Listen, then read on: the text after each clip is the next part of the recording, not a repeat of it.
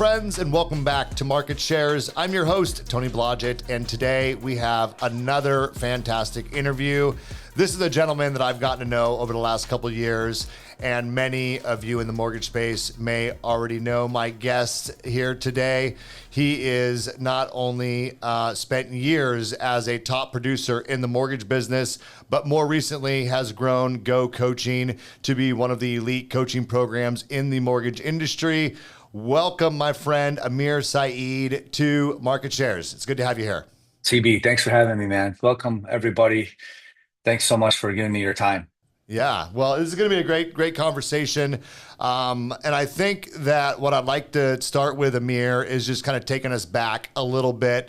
I do this with a lot of guests, just, kind of your entry into the mortgage industry and kind of what that looked like. And since you're so focused on coaching now, I'm just curious if early on you experienced mentorship or coaching that really helped you get a jump start in this business, or were you like so many of us that just kind of struggled along for a while? So maybe give us your kind of quick come up story in the mortgage biz. Thank you.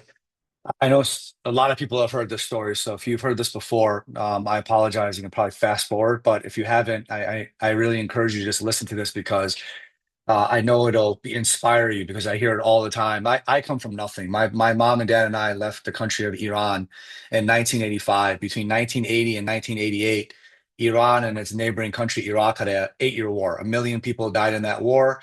Most of them were actually Iranians. A lot of my uncles came back from war with post-traumatic stress disorder. There were bomb sirens going over our apartment building in Iran, and we just left, right? So when mom and dad picked me up at the age of 5, they left their entire immediate family, extended family, well, not much. And I think about that story as today as having a wife and a 3-year-old girl. I can imagine leaving, everything. Just like it really just crystallized for me being in this moment as a father and a husband. They moved to London. They couldn't get employment. Then they moved to San Francisco. They couldn't gain employment. And then they finally had a distant friend or relative in Chicago, where I'm originally from. I live in Miami now. And my mom could not get a job at McDonald's. And she was a really well established teacher in Iran. And she could get a job at McDonald's. My dad was really successful in his career back home. And he was a shoe salesman making $3.75. We lived in a 500 square foot apartment, shared a 1-bedroom. We moved 4 or 5 times by the time I was the age of 12. After we moved to Chicago, English was my second language. I always joke sales is my first language. But I was bullied, picked on. I had a learning disability. Life was not easy. No siblings, no grandparents. I did not do well in school. I had a 1.7 GPA. But my dad always gave me confidence because he had a small business in the north side of Chicago. And he says, you're going to get a 4.0 street GPA. So, I had my first mentor, I have to give him a shout out, was a gentleman by the name of Dennis Chikazian. He is a Fortune 500 CEO. He sits on the board of 22 different companies across the country. And his nephew, Danny, is my best friend. I met him in school. And I would go to his house, Mr. Chikazian, and he would mentor me. And I'll never forget, my life changed my junior or senior year of high school, Tony, because I was sitting in his $15 million home, right? He had like a 20-car garage, just the most humble guy. And he said, Amir, you know, at that moment, his words, encouraging words are like honey to the soul, because I was in a bad place. I thought, I'm a broke immigrant kid. All these kids have more money than me. I'm not good at school. You just start having these bad conversations. But here, this man is giving me his time, and he said words. He said, Amir, the most successful people at my company, I have 17,000 employees, are the executives and the salespeople. And when he said salespeople, I said, salespeople? I was so programmed to think salespeople were, lowlifes, to put it in a bad word, right? But he goes, no, sales doesn't mean you could be unethical, but he goes, ethical salespeople do really well. Everything is sales. I said, what do you mean everything is sales? And he started explaining about how literally everything is sales, is how you sell yourself, the art of communication. He goes, Amir, you're not a college kid. You are a hustler. Go learn high ticket sales. Go in an industry where you can sell. I couldn't believe it, because my whole life, if you're a Middle Eastern person listening to this, you're a Middle Eastern person. Like, you're going to be an astronaut, a doctor, an attorney, or an engineer. and like nothing else. And so here I wasn't good in school, and I just saw this guy who I assimilated with, and he gave me those wings. And then my high school mentor, Mr. Reardon, graduated me, even though I wasn't graduating. So here I am, first year and second year in college, Tony. All these kids are off to college. I don't know what I'm going to do. I'm like, sales, sales, sales, right? So I'm working weekends. I'm working 6 days a week in the summer. I'm a janitor in an apartment building. And then I'm a car porter. Then I learned how to sell cars and I became a really good car salesperson, but an ethical salesperson, right? I'm in college and I hate college. And I'm like, I just want to go work. So I'm in real estate finance class and I'm making friends with this other young man. He's half Turkish, half Jordanian, and his parents were self-employed. So we just assimilated. He starts coming to class in a suit. I said, Ed, his name is Ed. I said, why are you wearing a suit? He goes, Amir, my uncle is the SVP at a place called the World Savings Bank, and I'm an account executive, right? So some of you old heads listen to this. I've been in the business 20 years. You remember World Savings Bank, option arm. I said, World Savings Bank. I go, there's a bank for the whole world? He said, no, no, it's just a name. He goes, I go to mortgage broker shop, and I just, I tell them to use our product. I said, dude, that's a really nice suit. He goes, I go, I don't understand mortgages. He goes, we're in mortgage class, we're in real estate finance, dummy. He goes, that's what we're learning. I'm like, I don't understand this. He goes, you would kill it because all you got to be is just really driven. You have to love people, Amir, and love sales. I said, oh my God. I said, can you get me a job? He goes, yes, there's a new brokerage that just opened up. These two guys left AmeriQuest. They were the two top guys in AmeriQuest, and they just opened up a broker shop. This is 2003. He goes, they would love you. I said, dude, let me talk to my dad. So I'm living at home until I'm 27, Tony. Right? I'm a good Middle Eastern boy. Like I'm living at home, right? Like I'm still there living at home. My parents would have breakfast every Sunday morning. I will never forget how nervous I was to ask my dad to leave our family business to go into mortgages. I thought he wanted me to work for him. So I'm like really nervous. I asked my dad. My dad is my greatest mentor. So I'm going to tie this in how literally mentors have saved my life and brought this broke immigrant kid to be a multimillionaire, making people multimillionaires, because life is like golden ropes, and golden ropes are like mentors that come to you. Some people are bad ropes. You try to catch on, they bring you down into the pit. So my dad said, son, you should work for somebody else. You'll never be a great leader if you don't work for someone else and understand what it's like, right? He goes, you got to go do this. That's all I needed to hear. I called him, Tony. I said, put me on. He said, here, let me make the introduction. So I called up Kevin. He was the guy that owned the company. And he said, Amir, we're looking for young hustlers to come in. He goes, why don't you come for the interview on Friday at 1? I said, Friday at 1. I said, I had just read a quote that said, the way to a man's heart is through his belly. So you got to give him good food, right? So I'm like, if I could give this guy some food, bring him some lunch, he'll hire me. So I said, let me bring you some lunch. He said, don't worry about that. Just come for the interview. I go, no, I insist. He goes, no, just come for the interview. I said, okay. I said, well, shit, man. I said, I don't have a suit. I don't have dress shoes. Like, what do I do? I go, Dad, can I borrow $300? He said, no, but that's not how life works. But I'll tell you what. In some of the apartment buildings I own, there's washer and dryer machines. Here's the keys. You can get as many quarters as you can. Go to First American Bank, drop off those quarters. However much you get, you go buy a suit. So he gave me the keys. I went and got all the quarters. I went to First American Bank. I got $300. I went and bought the ugliest DKNY suit, a pair of Kenneth Coles. I went to my favorite Persian restaurant, Nuna Kebab. I bought 6 platters of shish kebab. I showed up for the interview, opened the door. All these guys were like, who is this guy? Brought food in. He hired me on the spot. When he was walking me out, Tony, Kevin, to this day, I got to give a shout out to Kevin Taylor. He goes, you didn't even ask me what you were going to get paid. And you didn't really even ask me what we do. I said, Kevin, I come from nothing. I need to get out of school. If you're telling me what you do here is you pick up the phone and the phone is not a cactus, it won't prick me, and I'm helping people, I'll do whatever it takes and I'll figure out how to make money later. I live at home with my mom and dad. I've made the ultimate sacrifice. I work 6.5 days a week. I made that phone sing all day, and I learned the mastery of communication. I knew how to say, hi, how are you, in 20 plus different languages with perfect enunciation. I knew how to build rapid rapport within 10, 15 seconds. I mastered tonality. My mentors were the guys around me. I've always had big ears, little ego. Big ears over big ego. I'm all about tell me what I need to hear, give me the feedback. I'll put that ego in the trunk and I'll let the humility take the steering wheel. As long as you have something that I can learn from, you teach it, I'll go do it. That's been my calling card in life.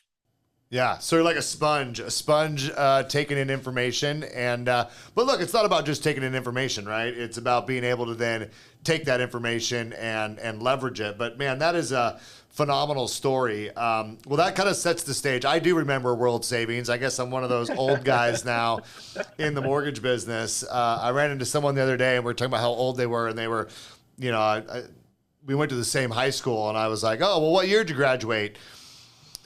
And it you know, they were like 15 years younger than me. And I was like, okay, well, apparently I'm the old guy. I graduated in the 90s. And anyways, so Me too, it's amazing. man, me too. It's amazing how fast that happens to all of us.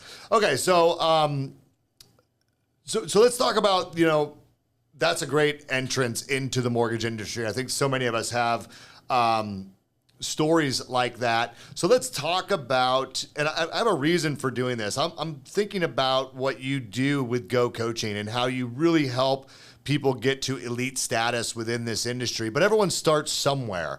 So I'd like to talk a little bit about that first 5 years or so of your career, because I know there's people that have gotten into this industry in the last couple of years, or they've been in maybe for 5 years, but just haven't really had the mentorship or the coaching, and they're kind of repeating it. You know, who I heard it said best, probably, you know, I don't remember who said it actually, but you can be in this industry for 20 years, or you can be in this industry, you know, for 1 year, 20 times, meaning we just do the same things over and over, and we never get to that next level. What was that progress like for you early on?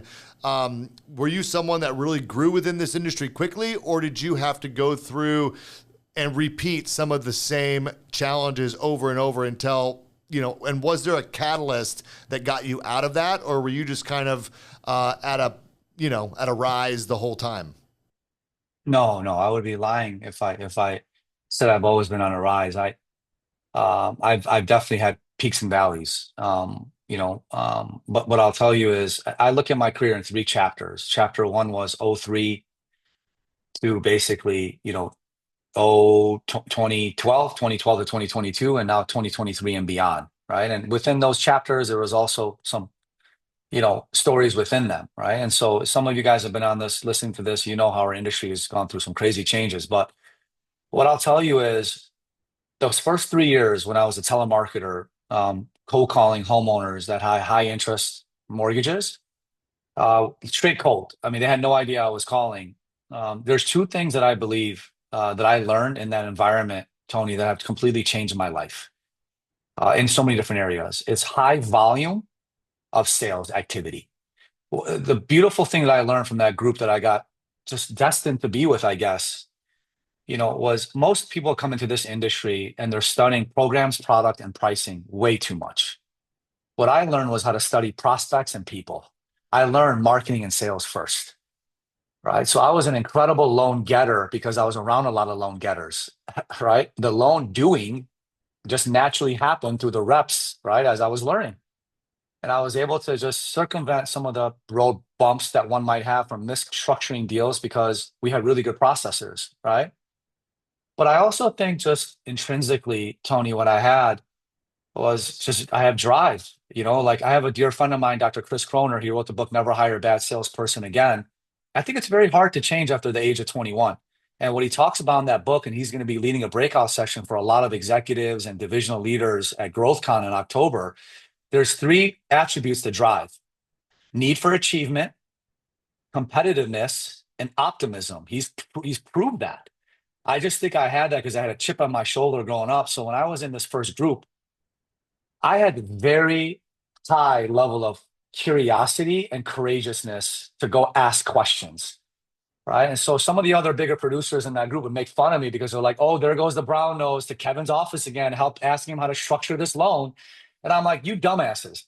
I pay Kevin 50% of every deal that I do. That 50% is a tuition. you guys have the wrong perspective. I'm going to be in his office 10 times a day because the greatest accelerator is shortcutting the speed of knowledge transference, right? And then secondly, I'm going to do massive volume. I have no like reservation about getting rejected, right? So like I just said, quantity and quality of sales activity. If I can do that as fast as possible, I'll get the quality that I need. Now, after that, I had to learn new leadership skills because I became a branch manager. Then I opened my own company up. Those soft skills I had to be a really successful salesperson needed a stack of soft skills to be a great executive and a great leader. There weren't automatic transferences. You know this. I That was do. the hardest thing I had to deal with, right? And so there's been a lot of evolvement. Now, like where I'm at right now with Go Coaching, it's been one of the greatest challenges to fast forward, right? Is I'm dealing with egos. I'm dealing with people that are set in their ways. I'm dealing with KYP, know your personnel. There are so many times I have to meet people where they're at, right? And it takes a lot of patience, emotional intelligence. But listen, that's the name of the game. Even when I was a solopreneur and it was just me, once I had to get a great loan officer assistant, I burned through a bunch of them because I didn't have great delegation skills, right? So I think at the end of the day, if I had to summarize what I just said, it's high volume of sales and marketing activity by detaching to the outcome. Tony, I was always detached from the outcome, and it gave a physiological advantage to me because I didn't really need your business. I wanted it because I had so many reps that were creating a lot of opportunities for me. And also it kept me humble. Second, I would go seek massive, very poignant, like, like nuanced questions. Like people knew me at my old coaching company. They're like, Amir asked the most specific questions that say, you get a bar on the phone, top producer. Right, like Ben Cohen and Champanazian. I was at GR for a long time. Even now, when I'm with Daniel Arias and Chris Trexler, your big producers I coach, I ask them nuanced questions. What happens the minute a borrower calls you? What do you do? What's your process? I've just always had this insatiable curiosity. And I said, wow, that's what he does. I can do that. My speed to implementation, my LTD ratio, learn to do ratio was vicious, has been vicious. If Tony tells me that works for him, I ask much more questions. I'm like, I'm going to make this really uncomfortable. I'm implementing it tomorrow. Yeah, and that's what I was saying earlier. You know? Yeah, it's being a sponge, but then being able to do something with it, right? You can't just take in all the knowledge. You got to take action at some point. And I think those that have had success are both. They're listeners. They take in. They become a sponge. They take in the information, but then they turn around and they implement that immediately into their business. But I want to land on the rejection for a minute. So you said like you made probably more phone calls, more cold. And I've heard you say this. You've made more cold calls than probably anybody that I know. And yes, you were detached from this idea of rejection. But I feel like today, so many loan officers, and myself included at many times, there is a real fear of objection. And I think some people just really take things personal, even though we know it's a numbers game and we know that you got to make the reps. And, if you ask enough people, you'll get enough of the right responses. And in a really difficult market like we've been in the last couple of years, the people that are doing well are the people that have double, triple, quadrupled down on their prospecting activity. But that's going to come with what is a lot of rejection in people's minds. But I have to imagine you reframe that to maybe not, we say the word rejection, but is it really rejection when someone just doesn't need your services today? Or how do you deal with that rejection? Do you reframe it? Do you not feel like it's a negative thing against you? Or do you just, not care and move on? Like, let's talk about that piece a little bit, because I believe most people won't admit it, but it holds more people back than want to really recognize. It's a important thought and an important question you bring up. And I think I always joke around the most rejected man in mortgage, right? Because I've made lots of cold calls, dude, right? And I think I would be lying to you if I still, at the level that I'm at, do not get a little nervous when I'm making big calls. I'm making big time calls now at this level of my career, Tony. I call authors of books, right? Like I reach out to more, like the level is up, but like I built that type of strength and stamina. You understand? Like, it started off cold calling a person on the south side of Chicago that $120,000 mortgage with a 9% WAMU. Like, you start places. You understand? I think people have to remember, I would say, three things, Tony, that I've observed being a top performing salesperson and coaching some of the best now in the country, right? The people that have a fear of rejection, they truly don't do enough reps. When I break it down, I say, okay, like, this is super objective. Be honest with me. The last 30 days, how many people did you actually call? A, they don't track it. And if you don't track, you don't care. B, I go, well, did you prepare for these calls? And if they don't give me a direct answer, I know it's a lie. When they ramble, I'm like, it's a lie. Or they're just not being honest. I'm like, okay, if you don't prepare, you don't care. We have to first get our target avatar. Who are we going after? Then we have to study that avatar. What do they really need? Then we have to create what I call an LVP, a lender value proposition that perfectly encapsulates how you serve that person, because it gives you confidence to articulate it. And then you have to be okay knowing if they say no, N-O, it just means they know me now. K-N-O-W. No equals no. We have to keep adding people in the buyer cycle. Some are perfect timing, some are early cycle. We need more. And when you have more, you become more attractive and you become less attached. And that way you become more confident, right? So how you soften rejection is around that process, right? Like, I coach these LOs right now, Tony, when they reach out to real estate agents, it's working like a charm. I said, let's get your target list. Let's be very clear what your qualified prospect is. What type of agent do you want to work with? Let's go out there and get you to be seen before you're known, liked, trusted, and loved on social. Let your brand persuade you in advance, so they're building familiarity with you. When you call, I want you to do a no-ask voicemail or a no-ask call. Literally don't ask for anything. Hi, Tony. My name is Amir. It's great to meet you. You might have known me from social. We've been exchanging comments. I just felt the need to call you today and just say, I'm really impressed with what you're doing. To see someone as successful as you and as humble says a lot. I hope you and I can actually meet one day. That's all I was calling, to just pay you a compliment. That's it. I like that. Bada bing, bada boom. That's it, man. So you just make a deposit. You have no pressure of asking for anything. You say that 20 times a week. At the end of the month, you got 50, 60 people now like, I like that guy. And then you put them in the sequence. It's kind of hard to get rejected when you're not asking for anything, right? Dude, the amount of no ask DMs, no ask VMs, no ask TMs, emails, text messages, direct messages, voicemails that I put out there, Tony, at the volume that I do, I'm planting so many sales seeds that will germinate on the right fertile soil or not. That's the secret behind all this, dude. That's, I don't think I've ever heard it framed exactly that way. We talk a lot about buying brain cells and planting seeds in sales, but you just gave a perfect roadmap on how to do it. And I don't think it can go understated. What you said is that the people that have fear of rejection, they're not making enough calls. And to me, this can be a vicious circle if people aren't careful, because you're not making enough calls because you have call reluctance.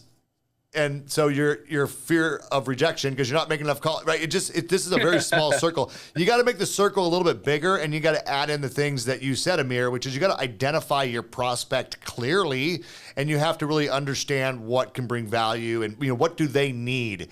What do they need from you, and then frame how it is that you can solve the problem. You can bring the value that they need. Like, until you do those couple things and then make the calls, and then a couple no-ask calls and a little bit of social media to get your name out there, to soften up the relationship, to buy some brain cells, to put some deposits into the bank ahead of time, right? Then you can make those calls, and your likelihood of rejection is a lot less. Like, we just solved all the world's prospecting problems right here, Amir. Right here. We solved sales starvation on this comment. I love it. All right. So I just want to go back to your trajectory a little bit, because at some point, in your career, you said you owned your own company. I know you worked at Guaranteed Rate for a while, but you became like a mega producer. And at what point would you say that your business really transformed? When did you start adopting a lot of the principles in your business that you now teach other people to do in their businesses through Go Coaching? I think I've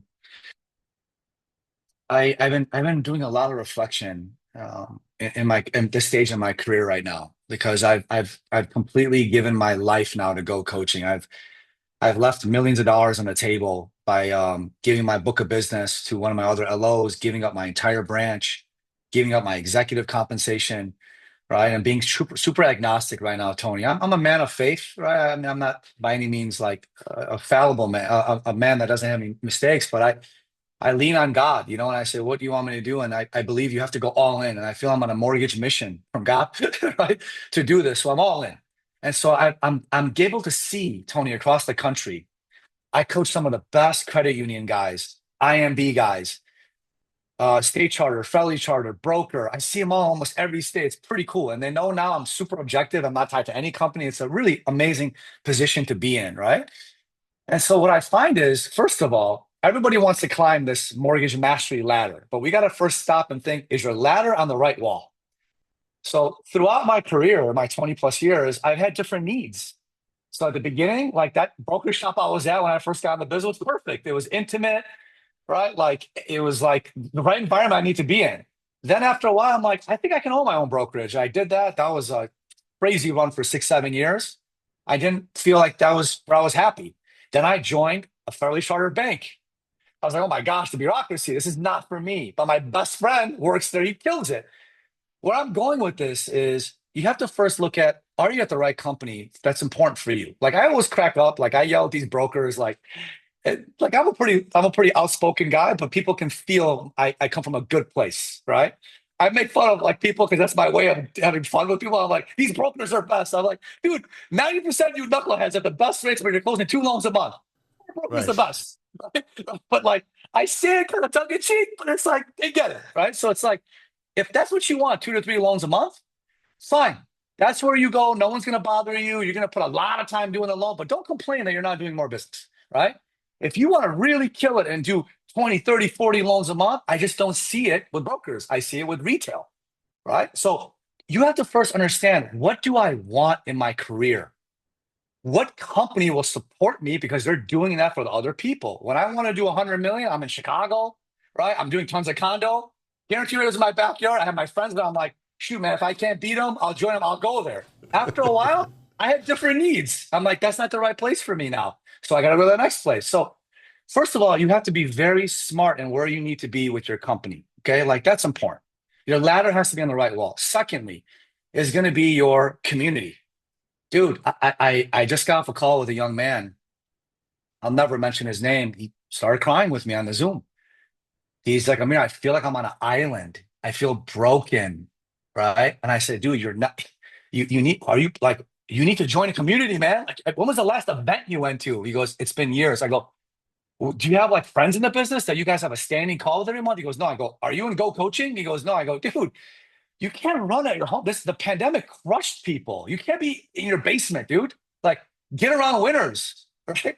Three is, dude, I say this all the time, is coaching. I don't care. This is not me plugging this. People are paying massive dumb taxes, arrogance taxes, isolation taxes, ignorance taxes. Like, why? Like, go be around other people. Pay for it. No one washes a rental car. Make the investment in yourself. Go out there and be around studs that will give you information. Be on a coaching call with other people that are upward minded, right? That will challenge you. You have to have those three things right now because it's a very difficult environment that we're in. You cannot, it's the old days are gone. Tony, I'll leave you with this to your question. I don't know. I think I answered it, but I'm sorry if I digressed. So how I hit $100 million a year in production pre-pandemic is because I sat next to Scott Schneiderman, Ben Cohen, Stan Sharp, Matt Tierney. Shout out to these guys. I was on the floor. I'm like, I thought I was the man. I was doing 4 million a month. These guys are putting up 10 million, 12 million, 20 million. They're sitting 20 feet away from me. And I said, if they can do it, I can do it. You understand? Just the osmosis of being around them, being around winners was a shortcut for me.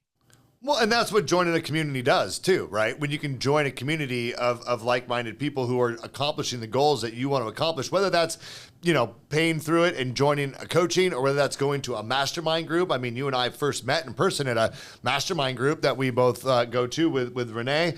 And, but we all have to invest. I mean, here's two very successful guys writing, big checks to be able to go hang out with other similar minded folks. Everybody needs to do this at every stage of your career, in my opinion. And if you have the great luxury of being in a branch, in a location where that's happening, that's all the better. Great, you can get it from them. But as you grow and as you want to get to the next level, you have to seek out people that are at that level.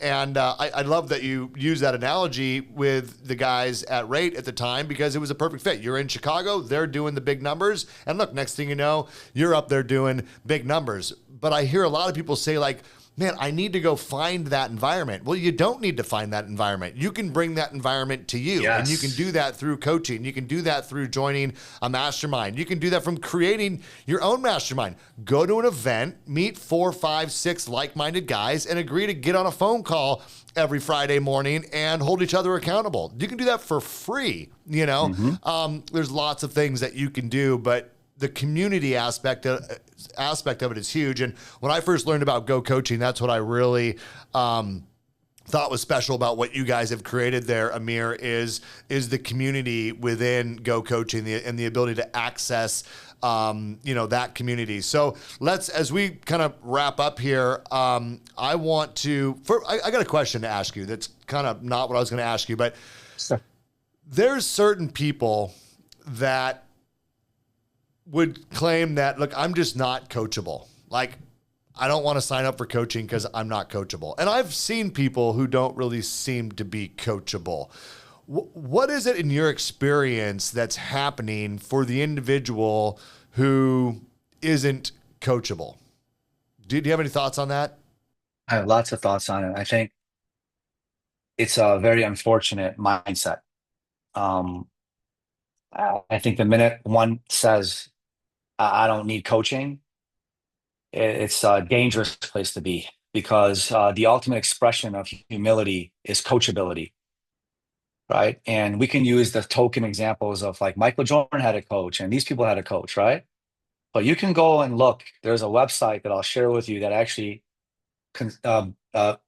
aggregates every successful person's mentor they've ever had and coach. It's a really extensive website that I'm happy to share. You can see Oprah's mentor. Anyone that's been successful in any field has had a mentor and a coach. Now, there's a difference between a mentor and a coach. In my opinion, mentorship is like sage wisdom, right, and knowledge, but there's really no X's and O's at times, or accountability involved, right? There's a little bit of a difference. I think, the minute we stop thinking that, man, how can I be a better husband? How can I be a better wife? How can I be a better father? How can I be better in my personal shit? Like, that, it's a fixed mindset. It's a dangerous place to be in. Now, if one says that, then they have no permission to complain about their results.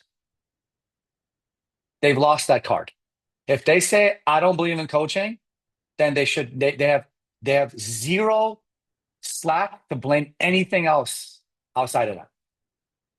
So one can say that, then I'll be observing. Don't point your finger at anybody else, because the minute you give blame to anybody else, you give that thing power. And if you're not coachable, then fine, be where you are, but don't complain about literally none of your results, your health, your relationships, your money. You have zero room to complain anymore, because you're not coachable. You said it. Yeah. Fine. It's all on you then.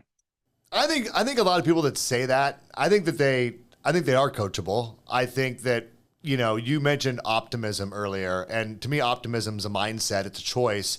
I think someone saying that they're not coachable is a mindset. I think it's a choice. And I think that if you looked at their behavior, they're actually more coachable than they think.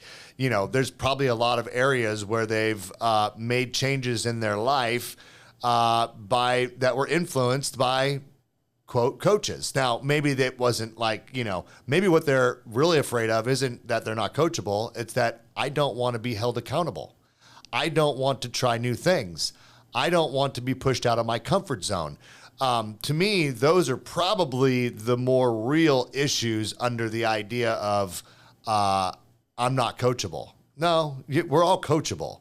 The question is, and yeah, you do need to find the right coach and you need to be aligned with the right person, but it's probably one of those other things that really is the fear that's driving the change that you need in your business. But if you're one of those people who are not feeling the success that you want, whether it's in this industry or any other industry, I implore you to find the help to get beyond that, because it's unfortunate to stay stuck for too long. You know, we all get into cycles in our business where we get stuck, and I've been there. I'm sure Amir's been there, but we got to get ourselves unstuck. And that comes from, you know, taking the effort to get out of our comfort zone, find the right person who can give us the inspiration that we need.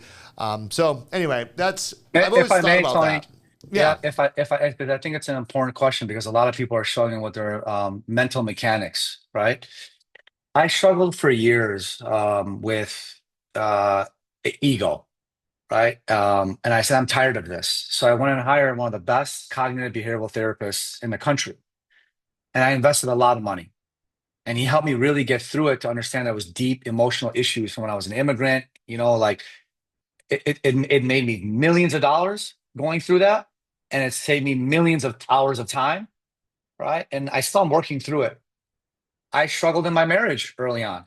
Been married 9 years, right? So I went and asked around some of my best mentors who were super successful mortgage people that were divorced and happily married still, right? And I've learned a lot through that. We have marriage counseling every month, my wife and I. Marriage is great. We just got back from Barbados, 4-day trip. We take 3 vacations, just me and her. We have a date night Friday night. I learned the mechanisms to learn to be a great husband, right? I struggle with my health. I'm like, I'm driven. I'll go to the gym. I'm like, dude, I need to have my PEMs in order: physical, emotional, mental, spiritual. You know, like my body's my billboard. Like I'm giving a lot out during the day. I need to be physically healthy. I'm like, you know what? If I don't pay, I'm not going to go. Right. So like I hired a trainer. I'm like, dude, he just stands there. I'm like, everything he's telling me to do, I know what to do. What he's just telling me to do is the accountability I'm paying for. Right. Yeah. But I'm in great shape. I have a daughter. I want to live a long time. It's just very hard to get the results that we want in all parts of our life. And if we're really serious about change and we really understand that God put us on this earth to do amazing things, we can't just go through life trying to figure things out by ourselves, man. Like, and I hope that doesn't hit anybody the bad way, but it's like, I have no idea who's listening to this, but I want to talk to you directly, whether you're in your car, watching this on the treadmill. Like, if you have a child that's struggling in anything, you will go hire the best tutor to help that child. You have to be your best, like, person. Go get the best. You deserve that, because when you get better, everyone around you that cares about you is going to lift up by being around you. Life is too short for you not to be the best. It's too short, man. 100%. Well, we're very similar in so many ways, Amir. I mean, you know, hiring the trainer, getting health and play, you know, it's all these things we realize, and we need help. We need help doing them. You know, as much as I know what to do, I'm not going to do it on my own. And Right. That's evidenced by when my trainer goes on vacation and I don't go to the gym. So Exactly. I do. Like today I was there. I'm like, you're the best paid guy, Frankie. Frankie's my trainer. I go, we just did 8x8 bench press. I'm like, you're the highest paid spotter in this whole entire city. You know? And he's like, hey man, you don't pay me to tell you what to do. I tell you like to do it. You know, you pay me to do it. Well, and to show up, right? It's on my calendar. I'm going to show up. But all right, well, this is awesome. Well, I know you got a big event coming up, and I do want people to look. There's options out there if you need. I mentioned a bunch of them. There's some you can do for free, right? You can start a mastermind. You can just network with your people in your office. You can go to events. You can sign up for coaching. I want you to tell a little bit about how people can learn about Go Coaching, and is there the perfect person that would be a great candidate for Go Coaching? Maybe hit on that for a second if people are interested. And then I know you got GrowthCon coming up later this year. I want to give you a second to, and even for myself, like a little, what is expected at GrowthCon? What can someone expect if they sign up for that event? So a little bit about Go Coaching. Who's the perfect, candidate for that, or is there one? And then GrowthCon. Okay, yeah, thank you, Tony. So I believe that motivation without education is discouragement. Motivation without education is discouragement, but education without accountability is disappointment. And that's one of my greatest mentors, Richard Milligan, from 4C Recruiting, taught me that. So we equip you, and then we hold you accountable to the activity that you need to do. I don't believe coaching, like there is mentorship, coaching, consulting, teaching, and therapy. Those are all 5 different things. Coaching without accountability is not coaching, right? So if you're really motivated to position yourself, what I think is going to be an amazing run in the housing industry, to learn modern marketing and modern selling, that's what Go Coaching is about. So our level 1 is a lot of LOs that are stuck between 2 to 5 loans a month. We help them get better structure in their day to be able to get to 5 loans consistently. Our level 2 is 5 to 10 loans, give or take, right? Like really know what to do, but they just got to get past the point to hire a great assistant. Once you get a great assistant, they go to level 3, and that's scaling. We get you from 100 units to 200 units. So your family doesn't get the rest of you, but they still get the best of you. You don't have the biggest years, you have the best years. Our level 4 is for a lot of our executives and divisional leaders, where we help them recruit, retain, and rise up loan officers, get the best out of them. And level 5, you get paid to pay it forward, is the ultimate level of mastery. You're coaching others, right? So we have different communities. We're very close to rolling out a level 0 base camp for newly licensed loan officers and adjacent industries, where we just spit them out licensed, fully vetted, ready to go. So that'll be next year. Now, we're all about just coaching, classroom, and community at Go Coaching, right? And the results are unbelievable. If people can stick it out for a year, they won't even recognize who they are. We hold people accountable to their personal goals as well. I have students that say, Amir, hold me accountable to a date night, hold me accountable to number of workouts, number of pages read, which leads into GrowthCon. We have 2 in-person community events every year, May and October. At the time of this podcast, it's September 2nd, 2025. Our next in-person event is a 2-day event in Orlando. There is no other event in the entire industry, I know this because I've scoped them all, that puts everything we're putting together this event in one session. Some talk about modern marketing, where they show you how to create videos and all that, but they miss all the other things I'm about to mention. Some, it's all hoopla, right? It's all fluff. And you're like, okay, I got really no tactic out of this. Some are just like high-level 8-figure entrepreneurs that are like, dude, you got a yacht and you're telling me how to hire my 4th assistant. Like, it sounds really cool. I got the lights and the, music and all that. But like, okay, like, dude, I just need to close 5 loans a month, Then you got some, right, who are just like immensely intense, right? You feel really, really just less than when you come out of these events. You're shamed. You understand? And so like, we're like, dude, we're not doing any of that. So the first day is all personal development. People are bringing their spouses. It's all about the PEMS the first day: physical, emotional, mental, spiritual. I believe if you're not winning at everything, you're not winning at anything. You got to win in all parts of your life. So we had Todd Herman breaking out the opening session. He's Kobe Bryant's former mental performance coach. He's the founder of Mamba Mentality. He's starting off. Then we got a female speaker, Rael, who's going to be talking about emotional, right, bandwidth. Then we got Robin Euclid come in. She's going to talk about the physical part, what to eat and how to breathe throughout the day, right, to keep you top of your game. And then the spiritual part, we have Pastor Lee Jenkins, who's a former Goldman Sachs investment banker, 25 years, gave that up to become a full-time pastor. And he talks about spirituality and money, right, and like how you can just overcome this. So like they'll do 4 keynotes, and at the end they do breakouts. You could pick your breakthrough. You'll go there. Friday is all mortgage. John Gordon, the author of Energy Boss, You Win in the Locker Room First, is going to talk about leadership. And then all my coaches, 15 of them, have like a subject matter expertise. We have 4 breakout cycles with 4 different sessions. You could pick, how do I go after whale realtors? How do I, do a perfect rate lock consultation, right? How do I do a perfect annual mortgage consultation taught by 2 coaches throughout the day? And at the end, we wrap up. So it's an immersive personal professional development with high energy, like nothing the industry has seen. That sounds exciting. Well, I think... And that's growthcon2025.com. Growthcon2025.com. And this is in October. October 9th and 10th in Orlando, Florida. And Tony, I will tell you this. As the CEO and co-founder of Go, I lose hundreds of thousands of dollars on this event. Like I make it publicly known. I don't make money off this. Like I don't. People are like coming to me, Amir, let me help you with your pitch at the end to come people join Go. I'm like, dude, I want this to be known like as like I don't want it. It's not a Trojan horse, right? Like I want people from everywhere to come to this and be like, because our last few events, people will say this is the best event. Like it's the most comfortable. Like I feel accepted. I don't feel like I have the comparison effect. Like what you've created in this environment, Amir. Like, dude, this is, and that's why I think God keeps blessing me. I give with my left hand, my right hand doesn't know. Like God searches a man's heart and he knows what his treasure is. Like I give and I get more. Yeah. So if you're listening to this, like be in this room, be in this room. I love that. I love that. Well, and look, same thing here, right? I mean, like I love sharing, what you guys are doing at Go Coaching. I don't have I got to know Amir. A lot of the folks at New American work with Amir, and I'm just like, my audience needs to hear some of this stuff and just be open to it. I have other folks that I would encourage people to talk to as well, but it's like, people got to find what is right for them. What I want for everybody watching or listening, market shares, is success. I just want success, and it's everywhere if you're looking for it.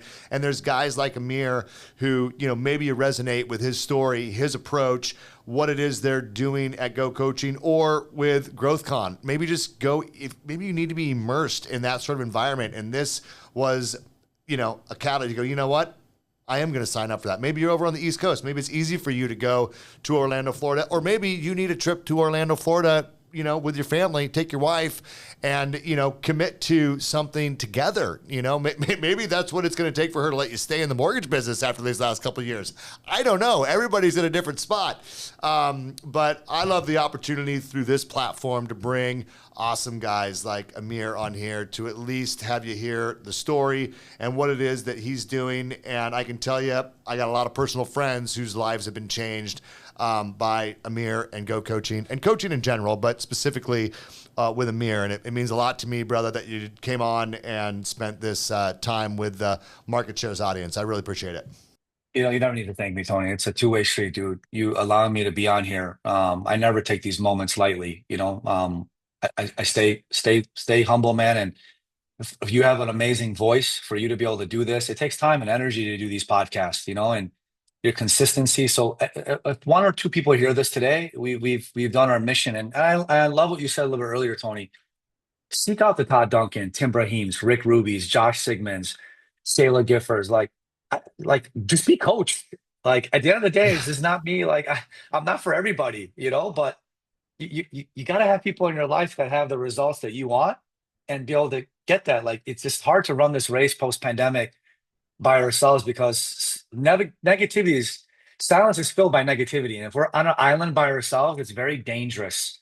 You said something earlier, Tony, that was really powerful. And I know we're at the finish line here, so I apologize. But before I joined any coaching community in Chicago, I had a group of 4 guys. Right, I got to give them a shout out. Tom Merritt and Darren Pearson was the 2 staple guys. We're all in different companies. We had a standing breakfast every month. And we would get together and I would ask them questions. They would ask me questions, and like we were boys. Like and I learned so much from these guys. Like the bottom line is like, get a community and go to at least 1 or 2 events a year, because I went to one event and it changed my life because I saw 2 guys on stage. I'm like, oh my God, wow. Like they spoke to me and I'm like, I never would have gotten this if I would have stayed at home. That's the power of, this is your career. Like tomorrow, if I want to be a top dentist, I'm going to all the dentist forums. Right. Like be on the best dentist, like, so you have to ask yourself, guys, have you read a sales book year to date? Have you attended one mortgage event year to date? If you haven't, you're making a mistake. Get out there. And believe it or not, there are people in chapter 2, when you're on chapter 6, they can learn from you. That's the beauty of these things. You have a power to be able to teach somebody else something. And when you do, you get better in return. So that is 100%. My story could not align more with that sentiment, Amir. I've talked about a lot on this podcast, so I'm going to leave it with those words that you just said. And you guys consider going to GrowthCon October 9th and 10th. There's lots of things that you can do. Do something. You know, I think that we all need it. And the last thing that I'm going to leave with here is what Amir said earlier. It was one of the three things that everyone needs, and it's optimism. Choose to be optimistic. It's easy to be pessimistic in a market like this, but choose optimism. Believe that today is going to be a good day and tomorrow is going to be even better. And if today turns out to suck, well, you still got tomorrow that's going to be a better day. And if you can think that way, that's more than half the battle, in my opinion, is think positive, be optimistic about what's going to happen for you in your life and your family and your business. And those things will happen. I appreciate you guys dedicating your time to watch these episodes. It means a lot to me. I know that your time is valuable. Market shares grows because of your participation, but more than that, because of you telling other people in our industry about what we're doing here at Market Shares. And if you like this episode, the next one will drop just like it does every week, every Friday morning at 10 o'clock Pacific time. I will see you then. Amir, I will see you soon, my friend.